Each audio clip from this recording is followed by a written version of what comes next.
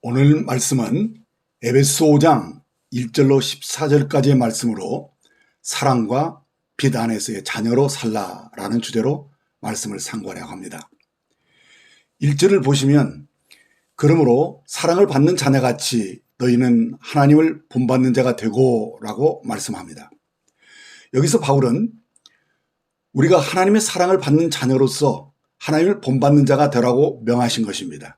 이는 우리가 하나님의 자녀로서 능히 하나님을 본받을 수 있는 자가 되었기 때문입니다. 마태복음 5장 48절을 보시면 그러므로 하늘에 계신 너희 아버지의 온전하심과 같이 너희도 온전하라 라고 주님도 똑같이 말씀하셨습니다. 이는 우리가 하늘 아버지의 생명으로 태어났고 그의 신성한 성품에 참여한 자가 되었기 때문입니다. 베드로서 1장 4절을 보시면 이로써 그 보배롭고 지극히 큰 약속을 우리에게 주사 이 약속으로 말미암아 너희가 정욕 때문에 세상에서 썩어질 것을 피하여 신성한 성품에 참여하는 자가 되게 하려 하셨느니라 라고 말씀하셨던 것입니다.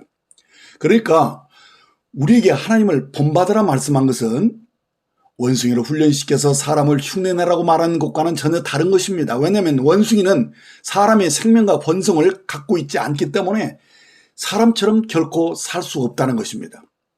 그러나 우리는 거듭난 생명을 통해서 하나님의 신성한 생명을 가짐으로써 하나님을 본받는 삶이 가능하다는 겁니다. 자, 2절을 보시면 그리스도께서 너희를 사랑하신 것 같이 너희도 사랑 가운데 행하라.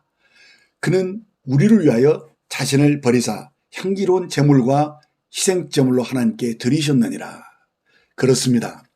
우리가 하나님을 본받는 삶이 더욱 가능하다는 것은 하나님이 아들 예수 그리스도께서 우리가 똑같은 육신을 입으시고 보이는 하나님으로 나타나셨기 때문입니다. 요한복음 1장 14절에 말씀이 육신이 돼 우리 가운데 거하시매 우리가 그의 영광을 보니 아버지의 독생자의 영광이요 은혜와 진리가 충만하더라 라고 하셨습니다. 18절에는 본래 하나님을 본 사람이 없으되 아버지 품속에 있는 독생하신 하나님이 나타나셨느니라고 말씀한 것입니다. 이렇게 주 예수님은 보이지 않는 하나님을 보이는 하나님으로 우리에게 오셨기 때문에 우리는 그리스도께서 우리를 사랑하신 것처럼 그 사랑 가운데서 행할 수 있는 것입니다. 바울은 그리스도께서 우리를 사랑하심으로 자신을 버려 하나님께 향기로운 제물과 우리를 위한 희생 제물이 되셨던 것처럼 우리도 사랑 가운데서 행할 것을 명하신 것입니다. 이미 4장 32절에서 서로 친절하게 하며 불쌍히 여기며 서로 용서하기를 하나님이 그리스도 안에서 너희를 용서하신 것 같이 하라 말씀하셨던 것은 이는 우리로 일상생활에서 우리의 삶의 본보기로 그리스도를 제시하셨던 것입니다. 그러므로 하나님이 우리를 그리스도 안에서 용서하신 것 같이 우리도 남을 용서할 수 있다는 것입니다. 여기서 우리가 깨닫게 되는 것은 용서는 거저되는 게 아니라는 것입니다. 하나님이 우리를 용서하시기 위해서 그 아들을 제물과 희생으로 주셨다는 것을 아셔야 합니다. 제물과 희생은 그 의미와 역할이 다릅니다. 제물은 하나님과 교통을 위해 드려지는 하나님께 향기로운 제물이었지만 희생은 죄에 대한 대가를 치르는 구속을 위한 희생입니다. 그러므로 그 아들 그리스도를 내어주신 건 하나님과의 교통을 위한 제물이셨으며 우리 죄를 구속하기 위한 희생이 되셨던 것입니다. 그렇습니다. 그리스도께서는 우리를 사랑하시어 자신을 버리신 것입니다. 이것은 우리를 위한 것이었으나 하나님께는 그것을 향기로운 제사로 받으신 것입니다. 이처럼 우리가 그분의 본을 따라 사랑 안에서 행할 때 그것은 다른 사람들을 위한 것일 뿐 아니라 하나님께로는 향기로운 제사가 되는 것입니다. 타인을 위한 우리의 희생이 하나님이 기뻐 받으시는 향기로운 제물이 된다는 게 우리에게도 커다란 기쁨이 되는 것입니다. 3절 4절을 보겠습니다. 음행과 온갖 더러운 것과 탐욕은 너희 중에서 그 이름조차도 부르지 말라.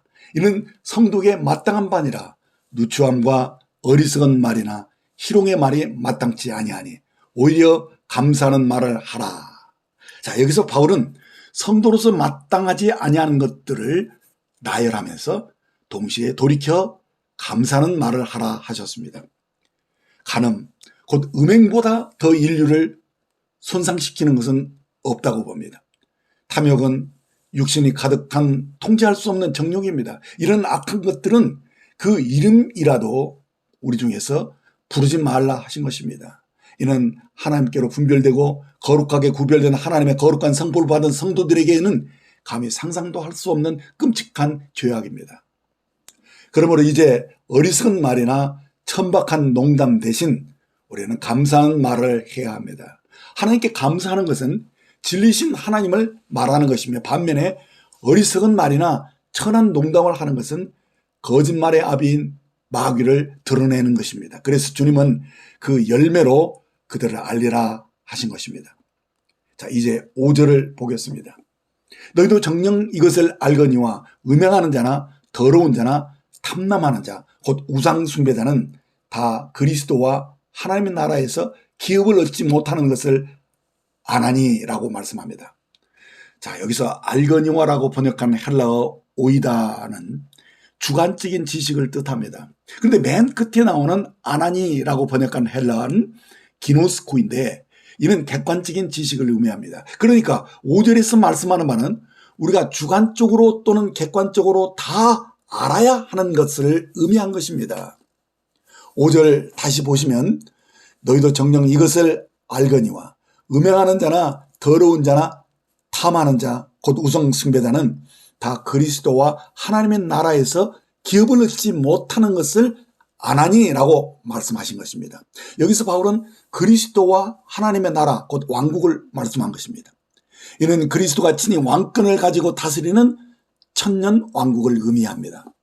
그러므로 요한복음 3장 5절에서 말씀하는 영적으로 거듭난 자들은 하나님의 나라 곧 왕국에 이미 들어온 자로서 교회 생활 가운데서 하나님의 나라를 이미 맛보고 누리고 있는 사람을 말합니다. 로마서 14장 17절을 보시면 하나님의 나라는 먹는 것과 마시는 것이 아니요 오직 성령 안에 있는 의와 평강과 희락이라고 영적으로 이미 하나님 나라를 누리고 있음을 말씀해 주고 있습니다. 그러므로 이것을 하셔야 합니다. 하나님의 나라는 믿는 자라고 해서 모두가 그 왕국에 참여하는 것은 아니라 오직 지금이라 하는 이곳에서 하나님의 나라를 누리고 맛보는 이들만이 장차 임하게 될 천년왕국에 들어간다는 것을 아셔야 합니다. 그러니까 믿는다고 하면서도 아직도 성적으로 문란하게 더럽게 사는 자들이나 정욕을 다스리지 못하고 탐욕스럽게 사는 우상 숭배자들이나 술 취한 자들은 오는 세대에서 그리스도와 하나님 왕국에서 유업을 얻지 못할 것이라는 것입니다. 다시 강조해 말씀드립니다. 지금 영으로 거듭나서 성령 안에서 의와 평강과 희락을 누리지 못하는 사람들은 주님이 다시 오시는 그날에 온전하게 영광 가운데 임하는 천년 왕국의 그 영광에는 결코 참여할 수 없다는 말씀입니다. 즉 이 시대에서 성령으로 사는 것에 실패한 사람들은 곧 음행하는 자나 더러운 자, 탐욕으로 사는 자들은 오직 이기는 자들만이 누릴 수 있는 이 천년왕국에 들어갈 수 없다는 것을 성경은 분명히 말씀해 주고 있습니다. 이제 6절과 7절을 보겠습니다. 누구든지 헛된 말로 너희를 속이지 못하게 하라. 이로 말미암아 하나님의 진노가 불순종의 아들들에게 임하나니 그러므로 그들과 함께 하는 자가 되지 말라라고 말씀합니다.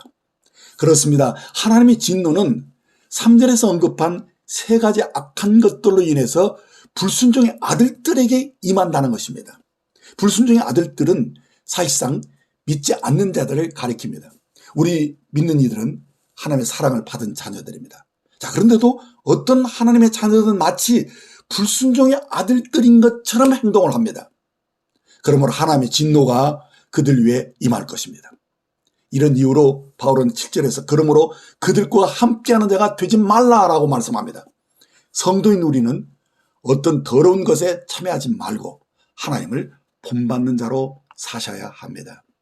8절에서 바울은 너희가 전에는 어둠이더니 이제는 주 안에서 빛이라 빛의 자녀들처럼 행하라 라고 말씀합니다. 우리는 전에 어둠이었을 뿐 아니라 어둠 그 자체였습니다. 그러나 이제는 빛의 자녀들일 뿐 아니라 빛 그 자체입니다. 빛이 하나님인 것처럼 어둠은 마귀입니다. 전에 우리는 마귀와 하나였기 때문에 어둠이었습니다. 이제는 주 안에서 하나님과 하나가 되었으므로 우리는 빛입니다. 그렇습니다. 이제 주 안에서 우리가 빛이기 때문에 우리는 빛의 자녀들처럼 행해야 합니다. 자, 앞에 2절에서 바울은 사랑 안에서 행하라고 말씀하셨는데 8절에서는 빛의 자녀처럼 행하라고 하셨음을 볼 때 사랑 안에서 행하는 것이 곧 빛의 자녀로 행하는 것입니다. 그러므로 우리는 이 둘의 연관성을 보아야 합니다. 우리가 구원을 얻음으로써 하나님의 사랑이 우리 마음에 부은 바 되어졌고 우리가 그의 사랑 안에 거함으로써 하나님과 사귐 속에서 우리는 하나님을 본받는 삶을 살게 된 것입니다. 이렇게 우리가 하나님의 사랑 가운데서 그 친밀함을 누리게 될 때 우리는 하나님이 좋아하는 것을 나도 좋아하고 하나님이 싫어하는 것을 나도 싫어하는 것입니다. 이것이 바로 빛의 자녀들처럼 사는 삶인 것입니다. 그렇습니다. 우리는 사랑하기 때문에 사랑하는 자를 기쁘게 함으로써 사랑하는 자를 닮아가는 것입니다. 그래서 사랑하는 아버지의 마음을 근심시키는 음행이나 더러운 것이나 정욕으로 사는 삶을 살지 않는 것입니다. 이것이 사랑 안에서 빛의 자녀로서 사는 삶입니다. 야, 이 얼마나 아름다운 삶입니까? 우리는 단지 은혜에 의해서만 사는 것이 아니라 사랑 안에서 행하는 것입니다. 우리는 하나님 아버지의 사랑을 누리는 자녀로서 항상 그 사랑을 기억하고 사는 것입니다. 우리는 거룩하신 하나님 아버지에게 구별된 거룩한 성도들입니다. 그러므로 우리의 일상생활 안에서 아버지의 성품과 그의 인격을 드러내는 빛의 자녀로서 그 사랑 안에서 사는 것입니다. 그러므로 9절에 무엇라고 말씀합니까? 빛의 열매는 모든 착함과 의로움과 진실함에 있느니라라고 말씀합니다. 자, 그러니까 앞절에서 빛의 자녀들처럼 행하라고 명하시면서 빛의 열매에 관한 말씀을 하신 것입니다. 그렇습니다. 착함은 빛의 열매인 본성을 말하는 것이고 의로움은 빛의 열매로 나타나는 삶의 방식입니다. 진리는 식지 않은 진실이므로 의로운 빛의 열매로 표현된 것입니다. 그래서 반드시 빛의 열매는 그 본성에 있어서 착하고 의롭게 나타나야 하고 그 표현이 우리 삶 가운데서 진실한 실제가 되어야 합니다. 그래서 빛의 열매에 대해 말씀할 때 다만 이 세 가지 착함과 의로움과 진리로 언급한 것입니다. 자, 여기서 바울은 착함과 의로움과 진실함을 빛의 일이라 행위다 이렇게 말하지 않고 빛의 열매로 말씀하신 것을 주목해야 됩니다. 이는 열매는 생명에서 나오는 본성의 문제를 말하는 것이랍니다. 그렇습니다. 착함과 의로움과 진실함은 하나님의 본성에서 나온 빛의 열매입니다. 착함은 좋으신 하나님 아버지의 속성이고 의로움은 공의롭게 사신 아들의 성품입니다. 그리고 진실함은 진리의 영이신 성령님의 실제인 것입니다.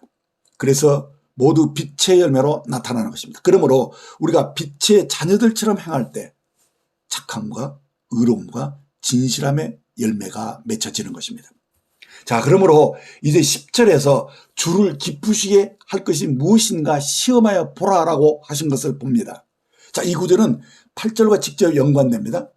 너희가 전에는 어둠이더니 이제는 주 안에서 빛이라 빛의 자녀들처럼 행하라 하셨는데 우리가 주 안에서 빛의 자녀들처럼 행하려면 반드시 주를 기쁘시게 할 것이 무엇인지 시험하여 보아야 한다는 것입니다. 그러니까 어떤 일을 결정하기 전에 또는 말하기 전에 행동하기 전에 이 일이 과연 주님을 기쁘시게 하는 일인지를 테스트해 보라는 것입니다. 그러니까 반드시 이 일이 착하고 의롭고 진실한 일인지를 성령님께 물어보시라는 것입니다. 그렇게 되면 더는 어리석거나 맹목적이지 않고 무지하게 행동을 하는 일이 없을 것입니다. 자, 이제 11절을 보시면 너희는 열매 없는 어둠의 일을 참여하지 말고 도리어 책망하라라고 말씀합니다. 여기서 책망하다는 말은 헬라어로 엘렌코입니다. 드러나다, 폭로하다는 말입니다. 실제로 열매 없는 어둠의 일을 드러내면 그건 부끄러울 수밖에 없는 공허하고 창피한 일인 것입니다. 그래서 12절에 그들이 은밀히 행하는 것들은 말하기도 부끄러운 것들이라고 말씀하신 겁니다. 그러나 빛의 열매는 진리입니다. 이는 실지 않은 것으로 참되고 거짓이 없는 착하고 의롭고 진실한 빛의 열매들입니다. 그러므로 빛의 자녀들은 항상 빛 가운데서 누구 봐도 떳떳하고 당당할 수 있어야 하는 것입니다. 은밀하게 누군가 보면 부끄럽거나 책망받을 열매 없는 어둠의 일을 해서는 안 되는 것입니다. 그래서 바울은 열매 없는 어둠의 일은 드러내라, 책망하라 이렇게 명하신 것이죠. 13절을 보시면 그러나 책망을 받는 모든 것은 빛으로 말미암아 드러나니 드러나는 것마다 빛이니라라고 말씀합니다. 자, 여기서 드러내다라고 번역한 엘랑코는 책망하다, 꾸짖다라는 말로도 번역할 수 있다 했죠. 은밀하게 행한 부끄러운 것들은, 즉 우리의 숨은 동기까지도 빛으로 드러나 책망을 받아야 한다라고 말씀합니다. 그래야만 열매 없는 어둠의 일들이 끊어지고 착하고 의로운 빛의 자녀로서 이기는 자가 될 수 있기 때문입니다. 그러나 제가 목회하면서요, 가장 힘들고 어려웠던 일 중에 하나가 바로 책망하는 일이었습니다. 왜냐하면 책망을 달게 받는 지혜로운 자가 매우 드물다는 것입니다. 대부분 사람들은 책망을 거부하고 자기를 책망하는 자를 대적하고 적대감을 품기 때문에 책망을 하면 도리어 그 관계가 어렵게 되곤 했습니다. 그래서 가능하다면 우리는 어떤 사람도 꾸짖거나 책망하지 말아야 합니다. 그러나 목회자로서 책망하는 게 불가피할 때가 많았습니다. 왜냐하면 선악을 알게 하는 실과를 따먹은 인생들은 누구나 자신의 분별을 옳다고 보기 때문에 자신의 허물을 좀처럼 보지 못합니다. 그래서 누군가 그 가려진 허물을 드러내주지 않으면 자신의 잘못을 돌이켜 변화된 삶을 결코 살 수가 없는 것을 보았습니다. 누군가 숨겨진 그의 허물을 드러내주는 책망이 필요하다는 겁니다. 잠언 12장 15절을 보면 미련한 자는 자기 행위를 바른 줄로 여기나 지혜로운 자는 권고를 듣느니라 하셨고요. 잠언 15장 5절에 아비의 훈계를 업신여기는 자는 미련한 자요, 경계를 받는 자는 슬기를 얻는 자다라고 말씀하셨습니다. 그래서 누군가 자신의 허물을 지적해 줄 때 그 책망을 달게 받을 수만 있다면 그 사람은 참으로 복된 사람입니다. 잠언 6장 23절에 대저 명령은 등불이요 법은 빛이요 훈계의 책망은 곧 생명의 길이라고 말씀하셨기 때문입니다. 그래서 전도서 7장 5절에 지혜로운 사람의 책망을 듣는 것이 우매자들의 노래를 듣는 것보다 나으니라고 말씀한 것입니다. 자, 그러나 책망을 달게 받는 지혜로운 자가 거의 없으므로 불가피하게 책망을 해야 한다면 책망하는 사람에게 많은 주의가 요구된다는 것을 아셔야 합니다. 책망하는 일은 은밀한 것을 드러내어 마치 수술하는 것 같기 때문에 많은 준비가 필요합니다. 의사가 수술하기 전에 모든 세균으로부터 자신을 깨끗하게 하지 않으면 환자에게 세균을 감염시킴으로 큰 부작용을 일으킬 수가 있기 때문에, 그래서 수술하기 전에 의사가 자신을 먼저 깨끗하게 하지 않습니까? 그렇죠? 그래서 수술할 때 그렇게 하지 않으면 수술할 자격이 없다는 것입니다. 그렇습니다. 대부분의 책망이 성공하지 못하는 이유는 책망하는 사람이 순수하지 못하거나 사랑이 부족하기 때문입니다. 고린도서 13장 4절 7절을 보면 사랑은 오래 참고 사랑은 온유하며 시기하지 아니하며 사랑은 자랑하지 아니하며 교만하지 아니하며 무례행치 아니하며 자기의 유익을 구하지 아니하며 성내지 아니하며 악한 것을 생각하지 아니하며 불의를 기뻐하지 아니하며 진리와 함께 기뻐하고 모든 것을 참으며 모든 것을 믿으며 모든 것을 바라며 모든 것을 견디니라라고 하신 말씀을 기억하셔야 합니다.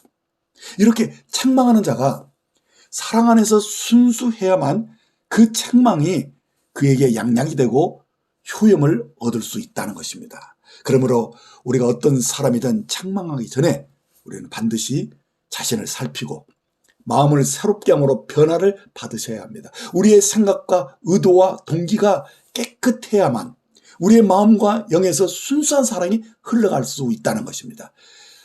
이것이 바로 꾸짖는 문제의 첫 번째 방면입니다.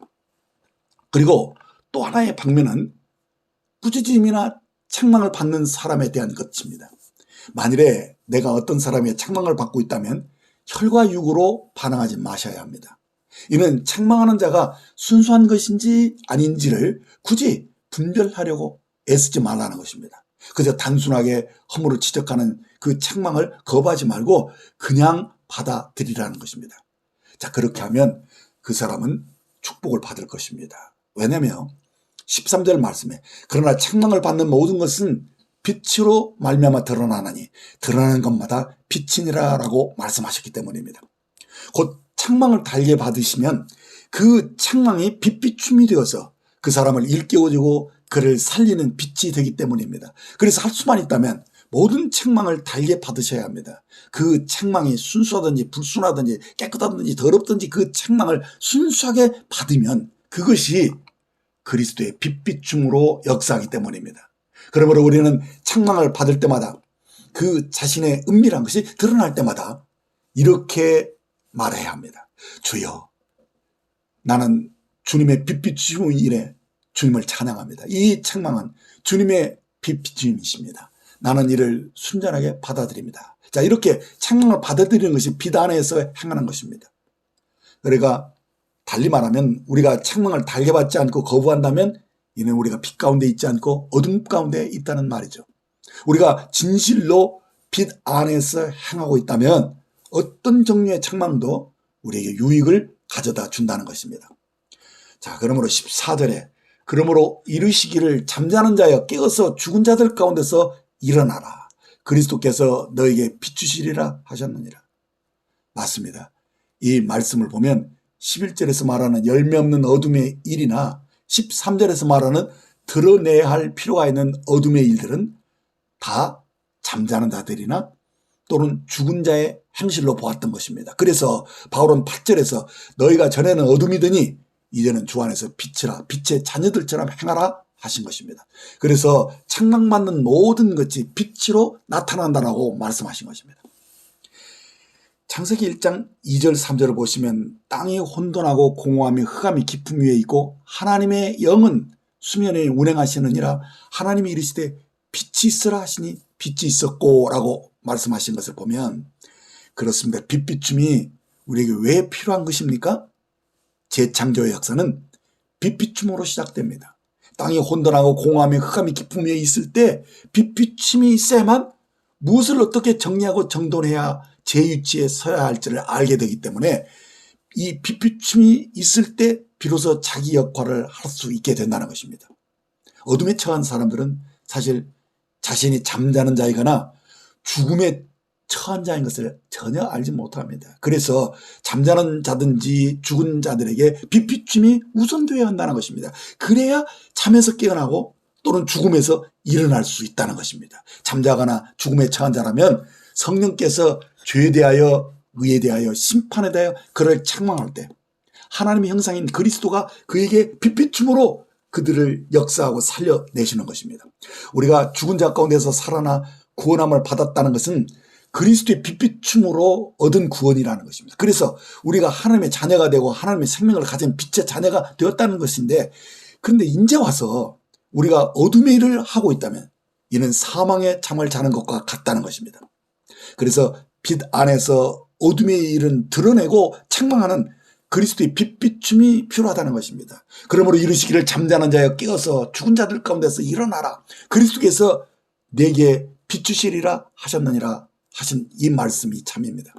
사랑하는 여러분, 우리는 하나님 아버지로부터 넘치는 사랑을 받은 자녀들입니다. 우리가 이 사랑을 알고 믿기 전에는 분명 어둠이었습니다. 그러나 지금은 빛의 자녀들입니다. 그러므로 우리는 마땅히 그리스도께서 우리를 사랑하신 것처럼 우리가 서로 사랑 가운데 살아야 하는 겁니다. 주님이 우리에게 본이 되신 것은 주께서 우리를 위해서 자신을 내어주신 것입니다. 이것이 하나님 앞에 향기로운 제물이 되었고 우리를 위한 희생제사가 된 것입니다. 우리는 이것으로 죄사함을 얻었고 또 이것으로 하나님의 사랑을 확증할 수 있었습니다. 그렇습니다. 우리는 여기서 서로가 사랑할 수 있는 믿음과 능력을 받은 것입니다. 그래서 우리는 이제 더는 이기적인 어둠의 일과 자기 욕망과 유익을 쫓는 이 탐욕스러운 삶을 이제는 살 수 없다는 것입니다.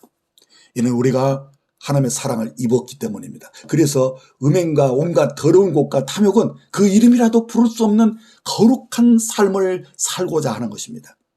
이제 우리는 빛의 자녀로서 착함과 의로움과 진실함의 열매를 맺는 자가 된 것입니다. 더는 이기적으로 자기 욕망과 이익을 쫓아 살아서는 안 됩니다. 우리는 더는 세상 사람처럼 어둠의 일을 행할 수 없습니다. 우리는 빛의 자녀입니다. 더는 누추함과 어리석은 말이나 희롱의 말은 마땅치 않습니다. 이제 돌이켜 감사하는 말을 해야 합니다. 우리가 믿는다고 하면서 아직도 세상 사람처럼 더러운 이익을 쫓아 우상 숭배하는 삶을 산다면 그 사람은 하나님의 나라에서 유업을 얻지 못한다는 걸 분명하게 아셔야 합니다. 아무도 헛된 말로 속임질을 당해서는 안 됩니다. 죄사함을 받았다고 해서 주님 오시는 날 우리가 받게 될 심판을 피할 수 있다고 생각해서는 결코 안 됩니다. 고린도서 5장 10절을 보면 우리가 다 반드시 그리스도의 심판대 앞에 드러나 각각 선악간에 그 몸으로 행한 것을 따라 받으려 합니다라고 말씀하셨습니다. 그러므로 믿는 자는 누구든지 천년왕국에 참여할 수 있다라는 이런 거짓말에 속아서는 안 됩니다. 하나님의 진노가 불순종의 아들들 가운데 반드시 임한 것을 아셔야 됩니다. 우리 중에는 아무도 밖에 쫓겨나 어둠 가운데서 이를 갈며 슬피 우는 자가 있어서는 아니 됩니다. 그러므로 우리는 이 세대에 속한 자처럼 돈을 사랑하는 우상 숭배자들처럼 살아서는 안 됩니다. 우리가 전에는 어둠이었을지라도 이제는 주 안에서 빛의 자녀입니다. 이제 빛의 자녀로서 사셔야 합니다. 그러므로 어떤 것을 말하거나 결정할 때 주께서 기뻐하시게 할 것인지 무엇인지 반드시 시험해 보셔야 한다고 했습니다. 성령께 물어보는 삶을 계속 사셔야 할 것입니다. 자, 끝으로 말씀드리는 것은 우리가 그리스도의 몸인 교회로 부르심을 받은 자들이므로 이제 무엇보다도 모이기를 힘쓰고 서로 돌아와 사랑과 선행을 격려하는 삶을 적극적으로 사시기를 부탁드립니다. 그날이 가까움을 볼수록 더욱 그리하라 하셨습니다. 아무쪼록 덕스럽게 피차 서로 지혜를 가르치며 권면하는 여러분이 되시기를 권합니다. 혹시 누군가로부터 이 책망을 듣게 되었을 때 부디 육체로 반응하지 마시고 영으로 그 책망을 달게 받으셔서 지혜로운 자가 되시기를 바랍니다. 책망을 받는 모든 것은 빛으로 말미암아 드러난 것입니다. 그러므로 이를 온유하게 겸손하게 받으면 우리의 삶에 큰 유익이 있을 것입니다. 오늘 말씀은 여기까지 듣겠습니다. 감사합니다.